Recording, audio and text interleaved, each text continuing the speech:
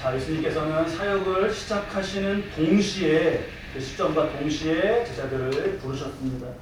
우리 오늘 마태복음 본문 말씀에 18절 말씀을 보면 갈릴리 해변을 다니시다가 두 형제 곧 베드로라 하는 시몬과 그의 형제 안드레가 바다에서 금을 던지는 것을 보시니 그들은 어부라 했습니다. 여기서 베드로와 그 동생 안드레를 부르시죠. 그리고 21절에 좀 더 가시다가 야고보와 요한을 부르십니다. 이렇게 부르시는 장면에서 딱 보아야 될 것이, 바로 우리가 딱 하나님의 역사로 딱 보아야 할 것이 뭐냐? 하나님은 사람을 통해서 일하신다라는 거예요. 하나님은 사람을 통해서 일하신다. 예수님께서 공생의 3년을 마치셨을 때 남은 것은 건물이 아닙니다. 남은 것은 시스템이 아닙니다. 뭐죠? 바로 사람이에요. 제자입니다. 영적인 사람, 말씀의 사람을 예수님은 만드셨어요. 그들이 다시 또한 그러한 사람을 만들었습니다. 그러니까 그러한 이들이 바로 하나님 복된 역사의 주역이 됐죠. 오늘 우리가 하나님 주시는 말씀을 잘 들으며 그러한 사람으로 더욱 변화되는 그러한 시간이 되시길 바랍니다. 마태복음은 예수님이 제자를 부르시는 사실만을 간결하게 전하고 있는데 구체적인 정황은 두 번째 읽은 누가복음 말씀에 나옵니다. 우리 누가복음 5장 말씀과 마태복음 4장 말씀을 잘 이렇게 성경 갈피끈을 꽂아놓으시고 오가면서 말씀을 나누겠습니다. 누가복음 5장 1절로부터 3절을 보면 예수님이 게네사렛 호숫가에서 말씀을 가르치십니다. 5절에 보니까 무리가 몰려와서 막 그 말씀을 드렸다고 해요. 여기서 몰려와서는 이게 정말 사람들이 감당할 수 없을 만큼 막 물결처럼 사람들이 몰려오는 거예요. 예수님이 이때 전하신 말씀, 사역 시작하시면서부터 전하시는 말씀은 사람들의 갈급한 마음을 막 정말 그걸 해결해 주셨어요. 또 병자들을 고쳐주셨습니다. 그러니까 사람들이 막 몰려왔어요. 예수님이 어디 있다? 그러면 막 몰려가는 거예요. 근데 이게 이 몰려왔다가 이게 이 사람들을 진정시키고 어떻게 좀 앉으세요. 좀 이렇게 뭐 말을 들으세요. 뭐 이럴 수 있는 그런 상황이 아닙니다. 근데 예수님이 기가 막힌 방법을 쓰셨는데 그 방법이 뭐냐? 그 호숫가에 있는 배에 오르신 거예요. 그 배를 거기서 물가에서 조금 떼니까 강단하고 회중속하고 자연스럽게 이게 갈라지고 사람들도 이제 거기서 말씀을 듣는 거죠. 그때 그 예수님이 타신 배가 바로 누구의 배라는 거예요? 그게 베드로의 배예요. 베드로의 배. 예수님이 막 몰려오니까 정신없이 가다가 어떻게 오르고 보니까 베드로의 배였을까요? 아닙니다. 아니에요. 예수님은 착착하신 거예요. 베드로 입장에서는 엉겹결에 어떻게 하다 보니까 예수님이 자신의 배에 타게 되신 거예요. 근데 이게 그냥 그러한 사건 하나만을 말씀해 주시는 게 아니라 하나님이 사람을 만나실 때 이러한 것이 되게 많아요. 여러분들 예수님 믿으실 때 어떠셨어요? 처음 믿게 되실 때 어떤 그런 사연들이 있으세요? 어떻게 하다 보니까 내가 믿게 되었다. 뭐 부모님이 예수를 믿고 믿음이 있으시니까 나는 자라면서 그냥 자연스럽게 그럴 수도 있죠. 또 어떻게 하다가 친구가 어디 교회 가자 그래갖고 갔다가 성탄절에 그거 뭐 주는 거 받으러 갔다가 또는 수련회 때 친구가 수련회 중학교 때 가자 그래서 올pan 교회 어떻게 가서 보다 보니까 예수님 만난 거예요. 제가 목회하면서 겪은 가장 드라마틱한 사역 이렇게 사연 중에 하나는요. 미국에서 어떻게 하다가 알게 되신 권사님인데 권사님 지금은 장로님 되셨습니다. 그때 이제 권사님이셨어요. 권사님 어떻게 이렇게 예수님 잘 믿게 되셨어요? 그랬더니 그분이 그러시더라고요. 목사님 제가 한국에 있을 때 불자협회 회장이었습니다. 그래서 불자협회 회장이셨대요. 그래서 어떻게 예수님 믿게 되셨어요? 그랬더니 저도 모르게 어떻게 하다 보니까 그렇게 되었습니다. 그러시더라고요. 근데 옆에 있는 분이 놀려요. 부처님을 잘 믿으니까 부처님이 예수님께로 인도해 주셨다고 막 놀립니다. 근데요, 사람은 어떻게 하다 보니까 내가 막 이렇게 됐네라고 하지만 주님은 정신없는 가운데 우연히 그렇게 하신 게 아니에요. 구원, 은혜의 삶의 시작에는 하나님이 내게 오심이 있습니다. 나를 택하시고 나를 향해 오시는 오심이 있어요. 이게 미세한 차이인데요. 이런 것을 두고도 우리가 내가 생각해보니까 예수님 맞는 것 같아. 하나님 맞는 것 같아. 그래서 나는 믿게 됐어. 그거 교만입니다. 내가 이렇게 생각해보니까 하나님 맞는 것 같아서 그거 교만이에요. 택하시고 임하심이 있었고 주님이 오시는 게 있었기 때문에 우리는 지금 주님을 알고 믿음을 가지고 살아가는 거예요. 그러니까 이것부터 말씀해서 잘 내 믿음을 정리해 둬야겠습니다.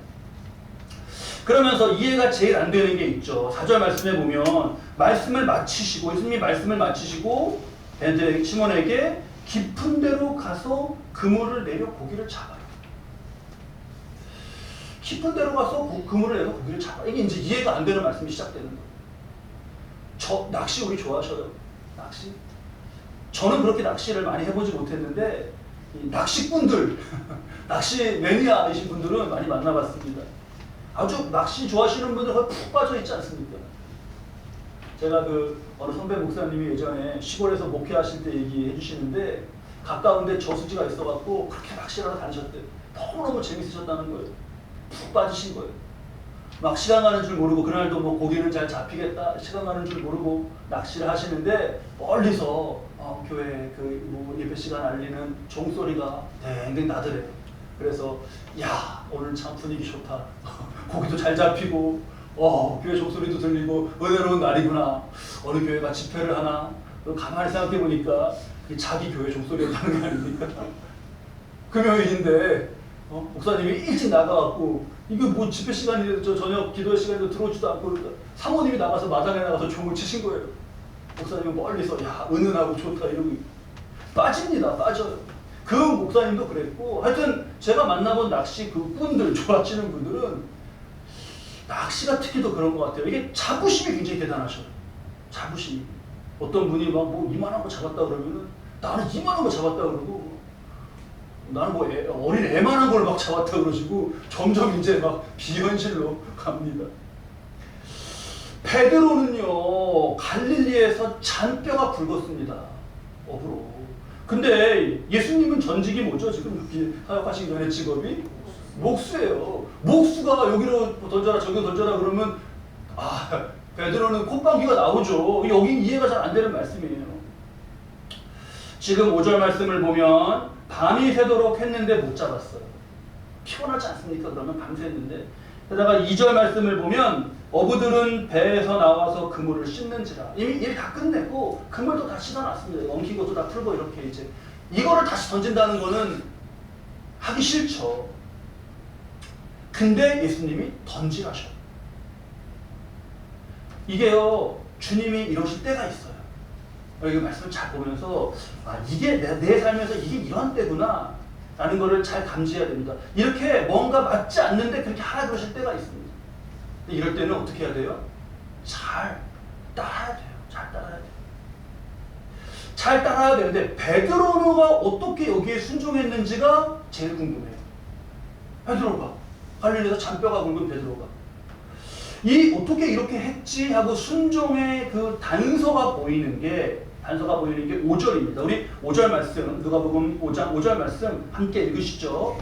시몬이 대답하여 이르되 선생님 우리들이 밤이 새도록 수고하였으되 잡은 것이 없지만은 말씀에 의지하여 내가 그물을 내리리이다. 이겁니다. 이거예요. 자, 말씀에 의지한다. 지금 예수님이 배에서 막 말씀을 가르치신 게 있었죠. 예수님이 배에서 막 말씀을 가르치실 때 베드로는 어디 있었죠? 베드로는 예수님이 배에서 사람들을 향해서 밀려온 사람들을 거기다 앉혀놓으시고 말씀을 전할 때 베드로는 어디 있었죠? 배에 있었죠. 배에 있었죠. 가장 예수님 가까이. 그럼 베드로는 뭘 했을까요? 말씀을 들었습니다. 이 과정이 굉장히 중요해요.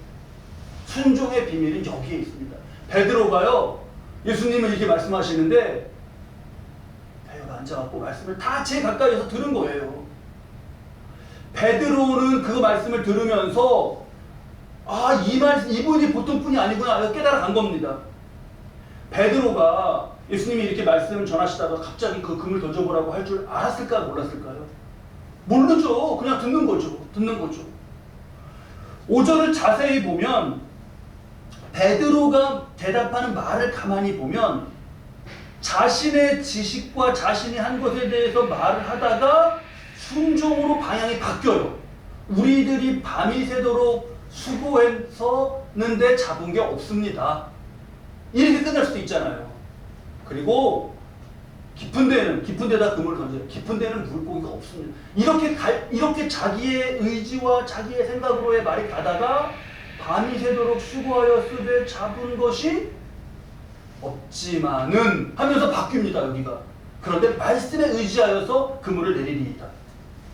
이게 뭐예요? 이게 뭐예요? 자신도 모르게 나오는 말이에요. 근데 이게 순종의 말이 나와요. 자신도 모르게. 자신 안에 좀 전에 듣고 예수님 말씀 듣고 이렇게 해서 채워졌던 그 말씀에서 거기서 하나님이 주장하시는 말씀이 그러면 그렇게 하겠습니다라는 말씀이 나와요. 근데 우리가 이런 거를요 많이 겪어요. 많이. 새신자분이 계시죠. 새신자였어요.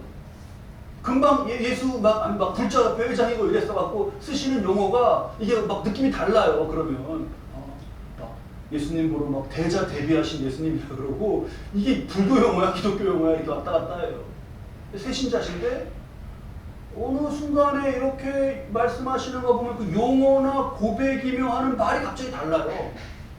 뭐 하다가 그 뭐 하나님이 하신 거죠. 이렇게 딱 고백해버린단 말이에요. 그럼 누가 놀래요? 듣는 사람이 깜짝 놀래요. 사람이? 근데 그 놀란 티를 못 내죠. 그래서 그냥 그랬다가 나중에 정말 그렇게 듣고 나 놀랐었어 그렇게 해요. 근데 그때 더 놀라는 게 누구냐면요 여러분, 그 사람 자신이에요. 자신도 모르게 말씀을 듣고 막 이렇게 하다가요 이게 말씀이 충만해지면 자신도 모르게 그 순종의 말이 나오고 믿음의 고백이 막 나와요. 내가 이런 말을 하다니 이런단 말이죠. 베드로의 지금 5절에서의 대답이 말씀으로 변화되기 전에 밤새서 했는데 그래도 던지겠습니다라고 하는 그 변화의 미묘한 순간을 보여주고 있는 겁니다. 자, 그래서 우리가 이때 기억해야 될 말씀이 뭐죠? 믿음은 어디에서 난다? 들음에서 난다. 믿음은 들음에서 나요. 듣지 못하는데 어떻게 믿겠습니까? 근데 이 말씀을요 우리가 잘 적용해서 우리는 이제 새신자가 아니잖아요. 그러니까 우리의 삶에 잘 적용해야 되는 게 믿음이 들음에서 난다라는 것은 들음이 적어지면 믿음은 또 어떻게 된다는 거예요? 믿음은 약해집니다. 메말라가요. 그럼 말이 달라집니다. 그러면 역으로 우리는 새신자가 아니니까 역으로 적용해야겠죠. 벌써요 이게 말씀이 없고 늘 그냥 형식적으로 예배드리고 그러는 교회는요 가면 대화가 이상해요. 예배 때는 예배인데 끝나고 얘기 나누면은 뭐 무슨 일 장로님 그거 잘 되시지 않았습니까? 그러면요 운빨이 좋았대요. 진짜 그래요. 운빨이 좋았대요. 맞아요. 그 순간 놀래요. 그럼 말은 못하죠. 이게 들음에서 나는 믿음이 없어지는 거예요. 그러면 진짜로 그 얘기가 그랬다니까. 이게 어디서 들었냐면 장로님이 이렇게 교회 오셔갖고 청소를 교회 이제 오셔갖고 처음에 주일날 아침에 이렇게 치울 걸 잠깐 치우시는데 한 1, 2분밖에 안 했는데 담임 목사님이 나오시다가 장로님 보셨다는 거예요. 그래서 장로님 너무 귀하십니다. 그리고 들어가셨대요. 1, 2분밖에 안 했는데 어떤 분은 막 몇 시간 전부터 와갖고 지하에서 막 음식 준비하고 그러는데 선생님 못 보시고 1분 이렇게 쓰기 시작했는데 그래서 다른 장로님이 장로님 오늘 목사님께 참 이렇게 칭찬받았네요. 그랬더니 운빨이 좋았다고 그러셔갖고 운빨이 좋아? 지금 그 장로님이 그러시면 되는 말인가? 근데 아무리 모여도 아무리 집사 권사 그래도 들음이 점점 없어지고 예배가 형식적이 되고 그러면요 그냥 세상 말 막 해요. 우연히 어디 가서 만났는데 뭐가 좋았고 막 이래요. 베드로는 여기 앉아서 말씀 들은 게 이게 베드로가 받은 복이에요. 자, 이게 너무 재밌는 게 저는 예수님이 자기 배 얼떨결에 오셨죠. 그래서 배 물에서 떼어놓지 않았습니까? 어디 갈 수도 없어요. 배 예수님하고 거기 앉아가지고 자기 배잖아요. 어디 가겠어요? 화장실 간다고 어디 가지도 못해요. 물하고 물로 떨어져 있어가지고 가까이서 제일 잘 들리는 예수님 말씀. 그 말씀에서 믿음이 나왔고 순믿음의 고백이 나왔고 그 고백에 이어서 베드로는 기적을 체험하는 거예요. 그냥은 금을 절대 못 내립니다. 100% 못 잡아요. 100%. 왜 100%라 그러냐면 갈릴리 호수는 그 북쪽에 높이 이렇게 헐몬산에서 그 만년설이 녹으면서 이렇게 물이 흘러 들어오는 그게 들어오는 유입이에요. 그러니까 물이 차요. 굉장히 물이 찹니다. 그러니까 물이 깊은 곳이나 이런 데는 물이 차고 얕은 곳 햇볕을 받아가지고 조금 그걸로 이렇게 답혀진 얕은 곳, 고기가 물이 따뜻해. 고기는 고기 있어요. 찬데 그 냉장실 같은데 거기 고기가 들어갑니까? 안 들어가죠. 그러니까 깊은 데는 없단 말이죠. 베드로가 너무 잘 알죠, 이거를. 그리고 지금 밤새 잡았다가 못 잡고 이제 아침이잖아요. 아침이 되고 이렇게 볕이 비치면 물속도 투명해서 다 막 보여요. 그럼 그물 오르노름거리는 거 물고기가 그걸로 절대 안 옵니다. 100% 못 잡아요. 근데 6절 말씀 함께 읽겠습니다. 함께 읽으시죠. 그렇게 하니 고기를 잡은 것이 심이 많아 그물이 찢어지는지라. 그물 다른 거 찢어져도 그물은 찢어지면 안 되잖아요. 근데 그물이 찢어져요.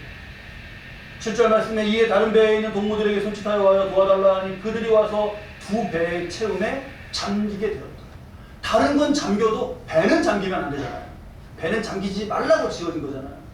근데 배가 잠겨요. 그러니까 하나님이 하시면 이런 거죠. 그러니까 우리가 그물을 상식에 비유할 수 있어요. 그물은 안 찢어진다. 배는 안 가라앉는다. 그런 상식을 하나님 일하시는 것에다 앞에다가 그런 일은 없어. 이렇게 붙이지 말아야 돼요. 그물도 찢어지고 배도 가라앉습니다. 그대로. 자, 예수님이 지금 베드로를 부르시는 과정을 우리가 정밀하게 보고 있는데 특히 베드로의 전문 분야를 무너뜨리신 것을 주목해야 돼요. 베드로의 전문 분야. 자신이 믿는 것, 자신이 있는 것, 그게 순종을 방해하고 믿음을 방해할 때가 많습니다. 어떤 분들은 자신이 믿는 거 뭐예요? 인간관계가 자신이 믿는 거죠. 예전에 우리 핸드폰 쓰기 전에 뭐 요만한 전화번호 수첩 있었잖아요. 어떤 분 그거 이거 흔들면서 이거 있으면 뭐든 다 된다. 그러시고 했어요. 이게 내 재산이다. 그 전화번호, 누구 전화번호 다 있는 거죠. 누구 통하면 된다. 어떤 사람은 자기 실력이, 어떤 사람은 자기 머리 똑똑한 게 그래요. 근데 그거는 우리가 잘 사용을 하되 믿지는 말아야 됩니다. 말씀에 순종해야 할 때 이것 때문에 불순종이 되는 그런 이유가 되지 말아야 돼요. 이거는 잘 사용을 하되. 그러니까 뭐 직장에 나는 뭐 직장에 목숨을 건다.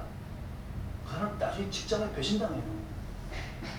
직장에 버림받습니다. 뭐든지요, 얼만큼이 좋냐면 주님이 내려놓으라 그러시면은 내려놓을 수 있는 정도가 좋아요. 이렇게 잡고 있다가 주님이 내려놓으라 그러시면 이거 절대 이건 안 됩니다. 그런 게 없어야죠. 그런 게 없어야죠. 때로 주님이 허무시고 안 되게 하시면, 주님이 안 되게 하시면 그러면 그걸로 이유를 잘 묵상하면서 그걸로 감사드려야 돼요. 지금 여러분, 예수님이 베드로의 배에 타실 수 있었던 이유가 뭐죠? 그 이유 중에 하나가 밤새 고기를 잡았지만 고기를 못 잡았기 때문에, 빈 배였기 때문에 타실 수 있었어요. 거기 가득 차여 있었으면 어떻게 합니까? 빈 배였을 때. 자기 고기, 내 고기가 내 배에, 자기 의가, 자기 믿는 게 배에 가득 차 있으면요, 예수님 거기 못 들어오십니다. 고기로 잔뜩 채워놓으면요, 예수님 영접하기 힘들었어요. 근데 예수님을 영접했더니 예수님에다가 고기까지 넘쳤잖아요. 그 장면에서 이걸 잘 봐야겠습니다. 8절을 보면 베드로가 고기가 이렇게 잡힌 기쁜 순간에 이상한 고백을 해요. 이상하죠. 그렇게 고기가 잡혔으니까 와 놀라고 이래야 되는데 8절 말씀 보시죠. 우리 함께 읽겠습니다. 시몬 베드로가 이를 보고 예수의 무릎 아래에 엎드려 이르되 주여 나를 떠나소서 나는 죄인이로소이다. 고기 잘 잡은 날 왜 이러는 거죠? 이게요, 압도된 거예요. 이게 말씀에서부터 이미 베드로가, 그리고 이걸 사람이 흉내낼 수도 없고 어떻게 재현할 수도 없는 그런 능력과 권세와 그 자신을 바라보시는데, 이건 뭐 물속을 들여다보시는 것처럼 나를 막 다 그렇게 들여다보시는 그 예수님 앞에서 두려움이 확 인 겁니다. 이 고백이, 이거 정말 위대한 고백이에요. 우리 하나님요, 하나님 앞에 우리가 죄인으로서 못 써요. 그거 어떻게 해요? 주님 떠나십시오. 저는 죄인입니다. 떠나십시오. 그래야 돼요. 진실한 고백이에요. 근데 언제까지 못 설 거냐 이거예요. 주님이 요번에 그럼 주님 떠나십시오 해서 그랬어요. 내가 어떻게 또 살다가 돌아 살다가 결국 우리가 하나님께 가는데 주님 나를 떠나십시오. 잠시는 항상 임시 방편일 뿐이죠. 그래서 방법은 주님이 떠나십시오. 잠시 그게 아니라 내가 내 죄인됨의 고백과 용서를 구하는 거예요. 우리 마태복음 본문 가면 4장 17절에 예수님의 공적 가르침의 첫 번째 말씀이 회개하라 천국이 가까이 왔다. 회개하는 거예요. 회개. 보통 우리 회개의 설교를 다들 회개의 말씀과 회개의 설교를 싫어하신다고 해요. 잘못했다, 죄를 지적하고 막 이러니까 사람이 듣는 사람인데 막 싫고 찐으니까 싫고 그런 점이 있다고 합니다. 근데요 절대 싫어할 일이 아닙니다. 절대 회개의 설교는요 싫어할 일이 아닙니다. 아니 우리가 밖에 나가서 막 하루를 막 땀 흘리고 막 보낸 다음에 집에 들어왔어요. 집에 들어와서 딱 앉아가지고 좀 쉬어요. 근데 이제 샤워해야 되잖아요. 근데 샤워하기가 이게 귀찮을 때가 있지 않습니까? 귀찮다. 하기 싫다. 근데 씻고 나서는 뭐라 그래요? 100이면 100? 잘해. 개운하다. 그래요. 이게 그래서 저 죄사함과 이런 거 씻음으로 물로 씻음으로 보혈로 씻음으로 말씀하시는 것도 다 연결이 되는 것 같아요. 100명이면 100명 다 씻기 잘했다. 개운하다. 그래요. 회개하라시는 말씀은요. 질책이나 막 징계가 아니에요. 그거 사랑입니다. 사랑이에요. 10절에서 보면 그러니 10절에 세베대의 아들로서 시몬의 동업자인 야고보와 요한도 놀랐죠. 그 예수님이 시몬에게 뭐라 그러셔요? 죄인입니다. 떠나가십시오. 그러는 시몬에게 예수님이 뭐라 그러셔요? 네 죄를 네가 알렸다. 그러시지 않잖아요. 예수님 뭐라 그러셔요? 무서워하지 마라. 무서워하지 마라. 이제 후로는 네가 사람을 취하리라. 이제 후로는 사람을 취하리라는 예수님이 10.5로 이걸 우리가 말씀을 보면 과거를 말씀하신 거예요? 현재를 말씀하신 거예요? 미래를 말씀하신 거예요? 어디를 말씀하신 거예요? 좀 어려우셔요? 이제 후로는 네가 사람을 취하리라. 과거에 대한 얘기예요? 현재에 대한 얘기예요? 미래에 대한 얘기예요? 미래죠. 예수님은 우리는 막 하고 막 이렇게 해서 근데 정확히 예수님께 그냥 회개하고 죄인입니다. 회개를 구하면요. 예수님은요. 그래 한번 그러면 하나하나 네가 말해봐. 이렇게 해갖고 그렇지 않아요. 예수님은 미래에 소망을 얘기하시고 그럼 이제 이후로 너가 살 삶에 대해서 미래에 대해서 말씀하시는 거예요. 그런데 여기서 우리가 안 나가면 계속 이렇게 하면은요. 미래로 못 나가는 거죠. 목사님 그렇게 또 예수님 앞에 회개하고 기도하면서 찬양 가운데 회개하고 그러는데요. 근데 또 다시 죄를 짓고 또 넘어지고 또 그럽니다. 맞아요. 주님도 우리의 그런 연약함을 다 아세요. 그러니까 회개해. 그 다음에 떠나버리신 게 아니라 그런 연약함을 알고 하시니까 뭐라 그러시냐? 날 따라오라는 거예요. 데리고 다니시는 거예요. 이제 데리고 다니시는 거예요. 우리 제자를 부르시는 오늘 그 말씀이잖아요. 제자가 중요하다. 제자 되는 게 중요하다. 이걸 많이 얘기하는데 근데 제자라 그러면 여러분 좀 부담이 되셔요? 안 되셔요? 제자라 그러면 좀 부담이 돼요. 나는 제자는 아니고 그냥 어떤 교인 정도 이렇게 하고 제자는 저 목사님이나 선교사님이나 이렇게 우리가 생각을 한단 말이에요. 근데 성경은 결코 제자와 성도, 제자와 그리스도인, 제자와 교인 이렇게를 분리하지 않습니다. 우리 사도행전 11장 26절 말씀인데 우리 이 뒤에 말씀 한번 띄워주셔요.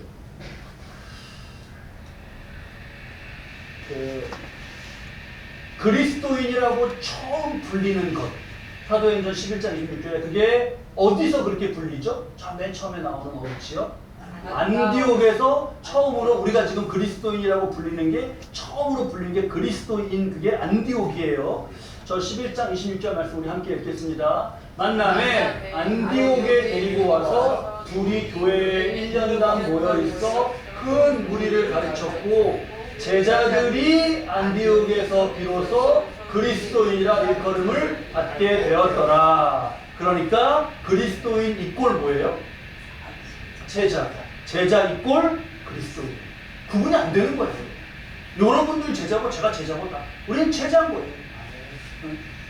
근데 목사님 제자하면 좀 부담스러운 면이 있어요. 뭐 막 좀 큰 몰래 막 제자로서 크게 하고 막 큰 헌신도 하고 그게요 내 겸손 내가 잘 그렇게 못한다라고 겸손을 생각해서 겸손해서 그러는 것이라면 좋습니다. 그러면 좋아요. 근데 내가 막 뭘 해야 되는데 막 그거 자기 중심적인 생각에서 나오는 거라면요 우리 그것도 버려야 돼요. 따르는 그냥 제자는요 예수님 따라다니는 사람이에요. 제자는 막 선생님이 하는 거 막 얼마큼 막 더 막 하고 막 그래야 될 것 같잖아요. 그런 부담이 있잖아요. 우리 가르쳐 보신 분들은 아시잖아요. 다 아시잖아요. 제자에게 뭐 막 되게 큰 거 기대하나요? 큰 거 기대하나요? 선생님은요 뭐 오늘 예를 들면은 뭐 1을 가르쳐 줬어. 1을 일주일 후에 다시 점검하죠. 그러면은 막 10까지 네가 알아서 와야지. 1 기대하나요? 안 그래요. 1 가르쳐 준 거에 한 몇십 프로 하면은 괜찮아요. 우리 선생님들이 한번 제자를 많이 기르셨던 분들이 말씀해 주셔요. 1을 해봐라. 그럼 몇 점 정도 해오면 될 것 같으세요? 몇 점 정도, 몇 프로 정도 해보시면? 100%. 우수.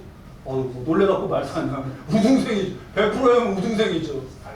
가르쳐 준 대로 하면, 그냥 하면 돼요. 근데 못해 잘, 한 90점, 80점 했다. 아, 잘했다. 또 가르쳐. 그러니까, 제자도에 있어서 제일 중요한 거는 뭐냐 하면, 실력 발휘 막 제자로서 이게 아니라, 가장 1차적으로 그냥 잘 따르는 거예요. 예수님 뭐라 그러셔요? 나를 따라와. 나 따라다녀라. 아니, 예수님이 제자 어느 순간에 베드로에게 야, 네가 해봐. 여기 물로 포도주인데 이번에 네가 만들어봐. 그런 적이 있냐고요. 예수님이 하시는 거예요. 따라다니면 되는 게 제자예요. 우리가 그렇게 말씀을 보면서 깨달으면 오늘 나를 그리스도인으로 그냥 교인으로 이게 아니라 아 내가 제자구나. 그러면 내가 제자구나 하고 마음이 막 이렇게 앞서려 그럴 때 이거 닫으시고 그냥 따르면 됩니다. 예수님 따라다니면 되는 거예요. 예수님 배 밖으로 이제 나와라. 베드로에게 나를 따르라 그러자 베드로는 11절에 배들을 육지에 대고 모든 것을 버려두고 예수를 따랐어요. 지금 배 안에 뭐 있죠? 고기가 어마어마하게 들어있어요. 그치만 따라라. 그러면 우리가 제자들 보면 그렇잖아요. 제자가 볼 때는 아니 이렇게 해야 될 것 같은데 그건 제자의 눈에서 해요. 그래서 그거는 우리가 가르쳐주면 알아요. 걔 눈에서는 걔가 막 그래. 은혜가 좀 안 되긴 하는데 제가 예전에 여기 지하에 당구장이 생긴다니까 당구 일화가 떠올라요. 당구를 조금 이렇게 배우잖아요. 학생 때. 근데 하수는 공이 이렇게 있으면 치면 될 것 같아요. 이렇게 하면 막 될 것 같아요. 이렇게 하면은 절대 안 됩니다. 고수가 이렇게 쳐봐. 그렇게 하는 대로 돼요. 그러니까 제자의 눈에 볼 때 공이 되게 많은 거 그거는 우리가 그럴 때 바로 주님 말씀에 순종해야 돼요. 그럴 때 그냥 주님을 따라가면 돼요. 네 하고 따라가는 겁니다. 그러면 우리도 다 생업을 놓고 이렇게 그냥 어부는 어부의 일을 놓고 일하시는 거 그냥 다 놓고 그냥 예수님 따라서 오늘부터 그냥 무슨 뭐 전도자로 다녀야 되는 건가요? 그래야 되는 건가요? 제자라는 말을 들으면 그런 부담을 많이 느끼셔요. 막 청년들도 미국에서 집회하고 그러면 아이들이요 막 제자에 대한 설교 듣고 찔린대요. 막 누구는 막 중동에 나가갖고 막 예수님 막 진짜 거기를 사막을 다니면서 전도하는데 나는 막 여기서 공부하고 이러는 거 금방 집회하고 와서도 도서관에서 공부하고 이러는 게 나도 제자 맞나?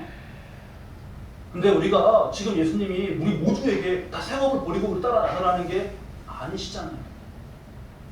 이렇게 하기로 하면은 제일 먼저 찔려야 되는 게 누구냐면 저기 뭐 인천이나 삼척이나 이런데 그 배 선장하시는 장로님들 있잖아요. 그분들 제일 막 빨리 그거 다 그냥 버려두시고 따라야죠. 아니에요. 그게 아니에요. 팔라시면 팝니다. 배 밖으로 나와라 이제. 그러면 그렇게 해요. 거기 목 안 맵니다. 근데 물고기를 잘 잡아서 그 주의 일에 그것이 쓰이게 하라. 그러시면 또 그렇게 하는 거죠. 예수님도 뒤에 베드로에게 그 물고기 다시 그걸 잡아가지고 입에서 동전 있는 거 꺼내갖고 성전세 내 것과 내 것을 내라 그러셨잖아요. 자, 우리를 제자로 부르신 주님 앞에 섭니다. 두려워하지 않고 무서워하지 않고 그냥 내가 좀 더 잘 따라가면 된다. 예수님을 좀 더 따라가면 된다. 예수님을 놓치지 않으면 된다. 그게 제자다. 예수님은 그런 제자를 찾으시는 거다 말씀을 붙잡습니다. 말씀 없이 그냥 그물만. 아, 이거 뭐 다 씻어놓은 걸 왜 던져야 돼? 깊은 데 그물 없는데, 깊은 데는 물고기 없는데, 이런 내 상식으로 절대 주님의 역사를 막지 말아야겠습니다. 갈릴리 호수도 만드셨고, 설명 들었던 헐몬산에 차가운 물이 내려오고 밑에는 물이 그걸 다 만드신 분이 예수님이에요. 근데 거기 베드로가 거기서 뭐 베드로보다 몰라갖고 지금 말씀하시는 게 아니잖아요. 자, 말씀 잘 새기면서 우리 예수님 모시는 자리가 내 배에 정말 내가 쌓아오는 막 그물 막 이런 것으로 내 욕심으로 예수님 모실 자리가 없는가, 혹시 없지 않은가 잘 돌아보고 나는 그냥 단순하게 따라간다. 제자라는 말, 그거 너무너무 정말 무서운 어마어마한 말을 베드로, 요한, 야고보 이런 사람이 제자인데 아니, 다 똑같아요. 따라가는